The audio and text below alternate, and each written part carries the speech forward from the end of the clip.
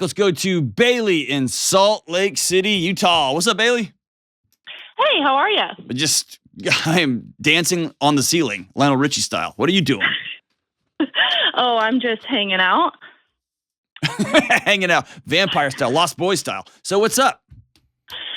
So, in the past year, I have gone through a season of some pretty heightened anxiety and a lot of feelings like that I hadn't ever really experienced before. And now I feel like I'm kind of coming out on the other side of that and coming through some of those things. And now I feel like I have anxiety about having anxiety. Like Yes. I'm like scared to You're go in it. back. Congratulations. You're official.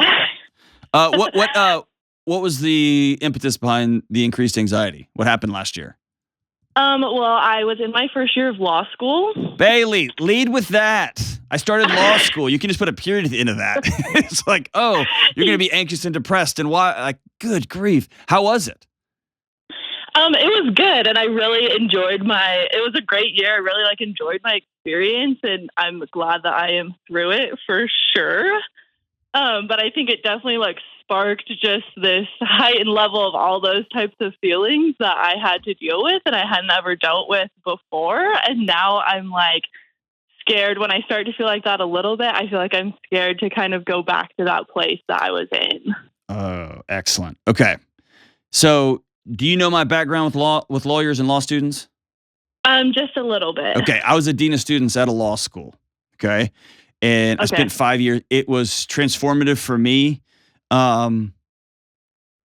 a non-JD person, as someone who's not an attorney, I don't know that there's anybody else in the country that's got more respect for law students, law faculty members, and the attorney. I just think I love everything about it. And I also spent 5 years plus an additional 3 years studying lawyer mental health. And whoa, right? Yeah. You're like, yes. So I'm going to rattle things off the top of my head here, okay? And I'm going to make a note real quick because okay. So here's what I noticed in my students, and here's what the literature said. I'm just going to braid it all together, okay? Number one, the pressure of law school is no joke. The top 15 of you will make this much more money than the rest of the others. The top 30 of you will get these jobs, and the rest of you will be left to be involved in a type of Hunger Games for the rest of the jobs. This group will make $200,000. The rest of you will make $48,000 plus commission, right? It's no joke. And it's not like I'm kind of thinking they're very clear about it, right? Yeah. And then you've been the smartest person in your area, in your sphere for a long time, or at least one of the smartest that you know. And then they dump you into law school, into first year 1L class, and you look around, you're like, oh, everybody's a laser. Yeah. And even that dude over there who's wearing the Pantera shirts and he's got a mohawk, turns out he missed 0 questions on the ACT, right? Yeah, you know what I mean? And yeah, he's smoking weed in the parking lot, yet he's way smart. It blows up every paradigm you have, right? Yeah. And that's unnerving. And so the identity you built on being the smart person, the safety you felt being the smart one is now whoosh, it's gone.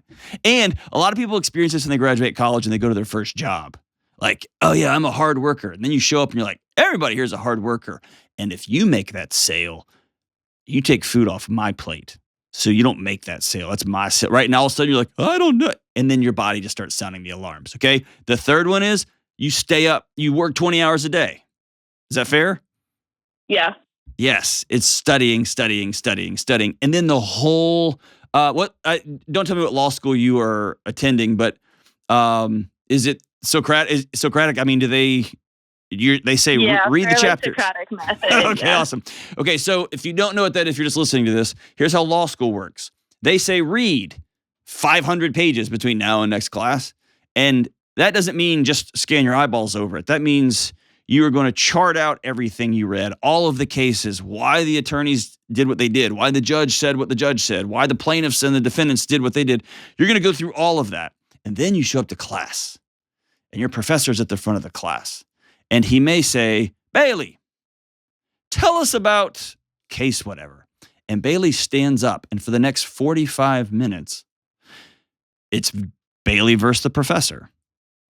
Why do you think that? What happened, right? That is, and in most law classes, it's completely random, right? Yes. Yeah, so you don't know if you're going to get shot. You just go to class, and you're like, I'm just going to class, I'm going to class. You, on display, hour, go. And you're in front of all your classmates who you want to be impressed. You want to impress. You want to have, you want to line up. You want to be the first. I want to be this. I want to be included on their journals. But that is a recipe for anxiety. If you're not anxious when that, you're possibly sociopathic. Fair? Yes, that's probably true. There is one or two people that every day they're like, I hope to God that faculty member calls on me because I'm going to burn him to the ground. And they get called on and they stand up and you can tell they like it. Right? Yeah. Yeah. There are those people. You're not that person. Most people are not that person, right? Those people go on to become law professors. They're incredible, right? They love every second of this. And then here's the other extreme. The research tells me that when you make partner, whatever that looks like, and I'm just assuming you're going to go to a firm, okay, instead of going into public service. If you make partner, the research tells me that you walk out and you get a massive bonus, a massive increase in your check. You also get a massive increase in the responsibility of the firm and the plaintiffs and the people's lives you're impacting. And there's this terrifying feeling that I gave up my 20s. I gave up most of my 30s. I gave up little league games. I gave up Saturdays. I gave up hikes. I gave up fishing. And it wasn't worth it. Does that make sense? Yeah. Yeah, that makes a lot of sense. Law school has an incredible way of making you a different type of thinker. That's its job. And I'm so grateful for it. And it has a very unique way of pulling you apart from your why.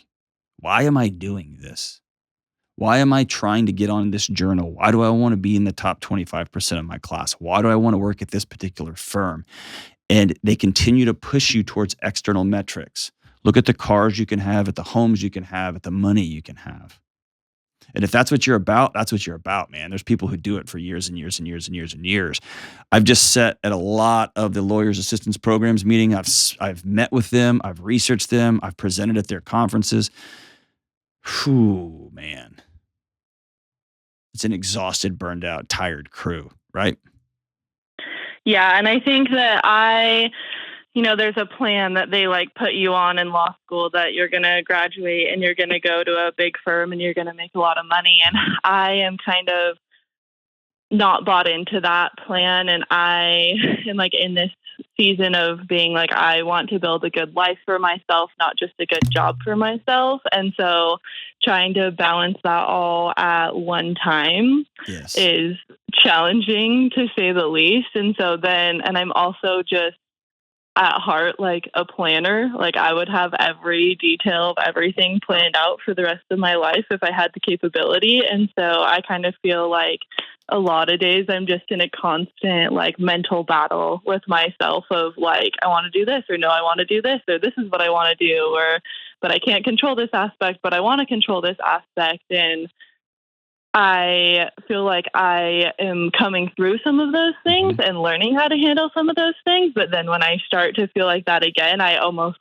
panic. I'm oh God, I don't want to go back to what I was doing before. All right. So the devil of anxiety is that once it passes, that it creates new anxiety about being anxious, right? You said it perfectly the last time. Okay. So I want you to think of your first year of law school. Have you ever been water skiing? I have not. Okay. Actually. When you're in the water and the boat goes, they hammer the boat and they start pulling you out of the water. The first 100 yards or so, half of your body is underwater and half of you is above water. And it's like somebody spraying you in the face with a fire hose. Yeah. And then when you crest and get on top of the water, it turns into glass. So you just have to get through that initial, what is happening? And that's where a lot of people fall off. If you look at the number of people who just have hookups, the people who start drinking too much, people who put on a lot of weight, who quit exercising. It's that first year. It's trying to deal with that onslaught coming. So on the other side of this, you're on the other side of it. Now you're just waiting to be submerged and sprayed in the face again. That will come. It will come. Make no mistake. Walking around clenched up waiting for it, A, won't make it hurt any less when it gets you, and B, it's just going to ruin the days that you're not getting sprayed in the face. Yeah. Does that make sense? So here's the simple word, awareness. When you start to tense up thinking about being anxious in the future, smile, take a huge deep breath and hold it for 3 to 5 seconds, relax, breathe it out, and consciously pull your shoulders down as far as they will go. And say, okay, it's going to come some point, not today. And then the next day, not today. And what you'll do over time is you will teach your amygdala, you will teach your brain that you are driving. And it will know, okay, this is harrowing, this is scary, this is stressful, but she's in control. We don't have to go to fight or flight. Does that make sense? Yeah. We're that makes slowly going to take care of our brain. And listen, I'm always like, okay, sure. When a 1L tells me, I'm going to do this and then this, and when I'm 33, I'm going to do this, I always just like, oh man, I'm going to hand you my card. And when this supernovas, which it will, give me a call, right? Your obsession with planning is an anxiety response. It's fake control. It's pretend. And you think you've wrapped the world up in your fancy planner and your apps. You haven't. It just is a way to neutralize the anxiety. And so we're going to make a plan for today. We're going to make a plan for this semester, and we're going to hold it loosely. We're going to follow that plan to a T until that plan turns left, and we're going to go left. And then we're going to make a new plan. And that it's going to be annoying, it's going to be frustrating, but it's not going to be anxiety inducing because we know it's coming. Is that fair? Yeah. That's what we're going to practice. Okay, I'm going to give you 2 other things that I want you to do as a law student, okay? Okay. Make friends, regularly see them, even at the expense of studying sometimes, and especially people that are not law students themselves.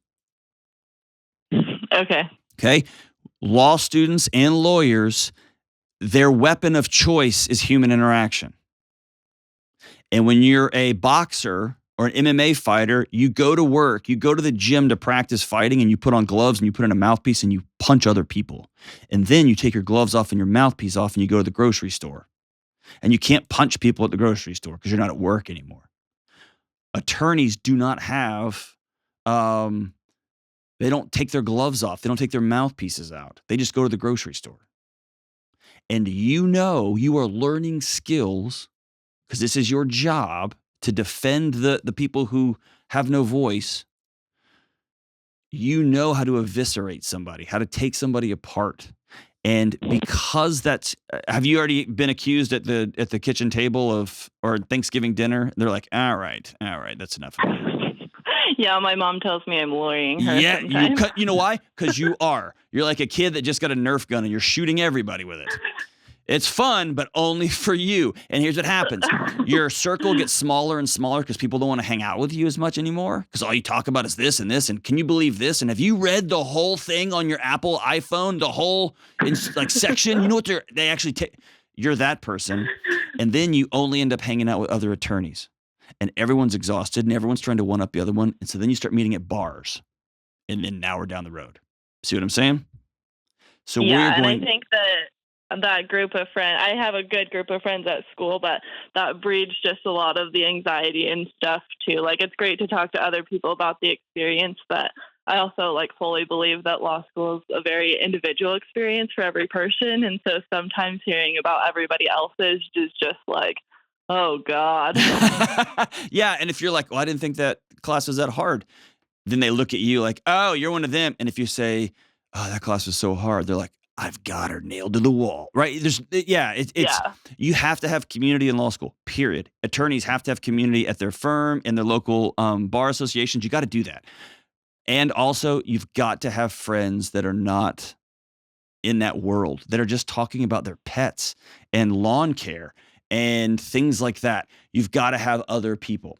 And finally, I recommend to every single attorney, law school, a law student, every single attorney in training, start talking to somebody now, whether it's a coach, whether it's a counselor, somebody who is going to consciously and with some regularity challenge you. Are you still connected to why you're doing this in the first place? Where are you on your why? Where are you on your purpose? Why are you going through all of this hell that is law school? Because if it's for $125,000 a year, it's not worth it. If it's to become credentialed so that you can help anybody and you can take on the big guy, you can help the little guy, you can make the world a better place, then law school 3 years is nothing, because you'd walk through fire to help people in your community.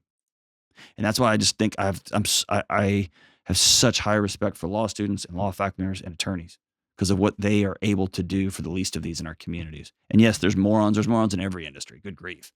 You should be a part of the podcasting industry. There's morons in my house. I'm one of them. So like there's morons everywhere, but I'm just so impressed. I got a couple of PhDs. I don't think I could have done law school.